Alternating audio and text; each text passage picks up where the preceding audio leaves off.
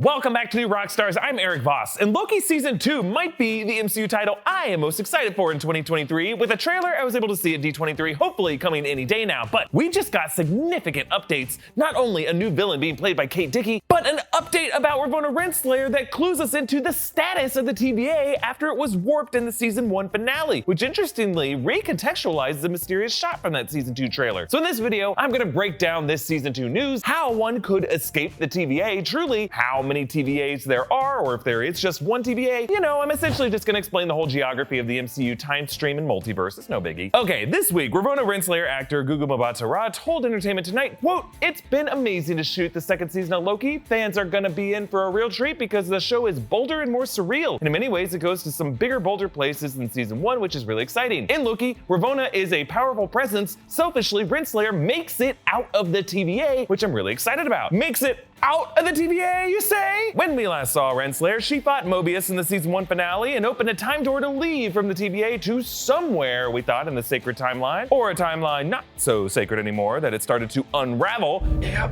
you're right. Back here again. Go ahead. Where are you gonna go? In search of free will. So it's interesting for Renslayer to have fully escaped the TVA, because even time doors aren't supposed to be escape hatches to a real world where you would be fully safe from future interference by the TVA. Like, think about it, would it be even possible to actually escape the TVA? As soon as you leave it, it wouldn't really be that hard for the TVA to locate you, open up another time door to where and when you are, and drag you back in. The exception, of course, was Sylvie, who was only able to avoid capture from the TVA because she figured out a loophole that the TVA didn't even think of until Loki and Mobius deduced it, by constantly moving and hiding in apocalyptic events. So to truly escape the TVA, Renslayer could also be hiding in apocalyptic events, or as a high-ranking judge of the TVA, she might have access to some other temporal technology that makes her invisible to TVA detection, like Frodo hiding from the Eye of Sauron. And that could be the role of Ke Huy Quan's character, who is rumored to be named Ouroboros, aka B.O., the head of technology of the TVA. Remember, an Ouroboros refers to the image of a snake eating its own tail, symbolizing eternal life, which neatly reflects both the sacred timeline loop and the inverted Mobius strip that we're pretty sure Mobius and Mobius was named after. So Renslayer could have stolen something from the TVA technology archive that allows her to navigate the time stream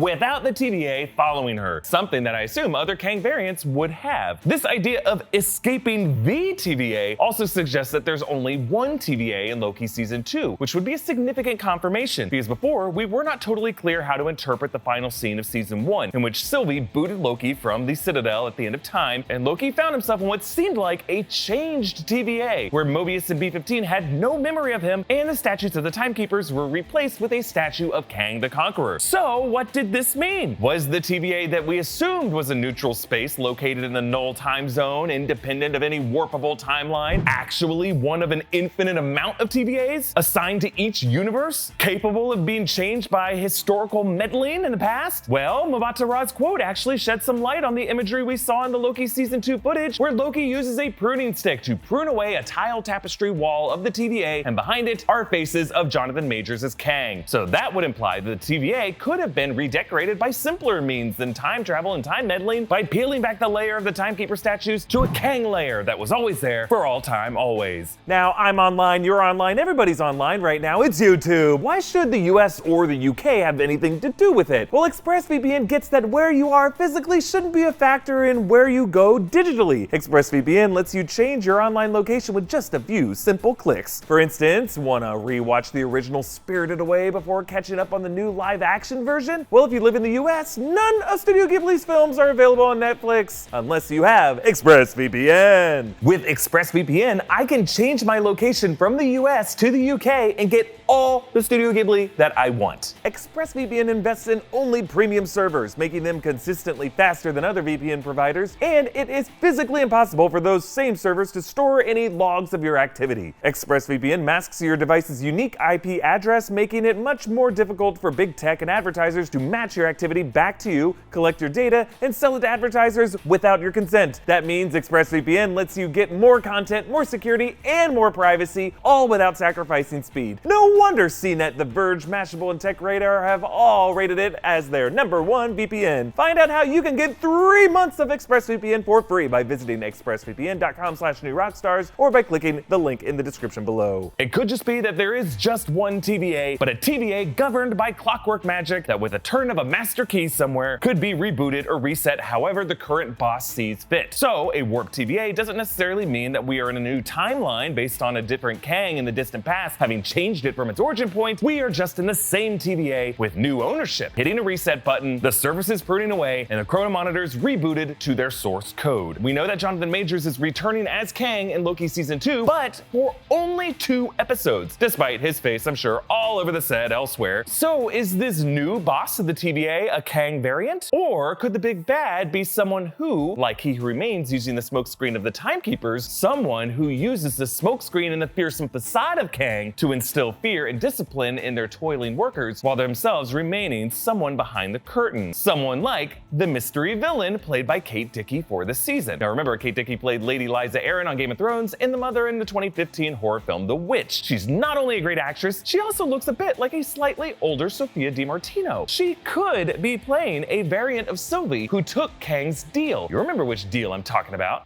There's 2 options. 1, you kill me and destroy all this, and you don't just have one devil, you have an infinite amount. Or you two run the thing. Now remember, the Sylvie we saw in the Loki Season 1 finale didn't take the deal. She killed He Who Remains and destroyed the sacred timeline. But since even Loki and Sylvie's entrance to the Citadel in their conversation with He Who Remains was scripted, part of his sacred timeline plan, there might be another variant of Sylvie who took up He Who Remains on his offer to take over the TVA. And the way Soviet leaders would adorn their towns with murals and statues of people like Stalin and Lenin to keep order, this boss now uses Kang's face to crack the whip on this rebooted TVA. Hey, little preview announcement here. I will actually be revisiting the 6 episodes of Loki Season 1 in a comprehensive deep dive in the new year in a way that I think you're all going to be really excited about. I can't say too much about it now, but stay tuned. In January, we're going to be announcing some really big stuff. Comment down below with your thoughts. Follow me on TikTok, Hive, Instagram, and Twitter at Erik Voss. Follow New Rockstars, subscribe to New Rockstars for more analysis of everything you love. Thanks for watching. Bye.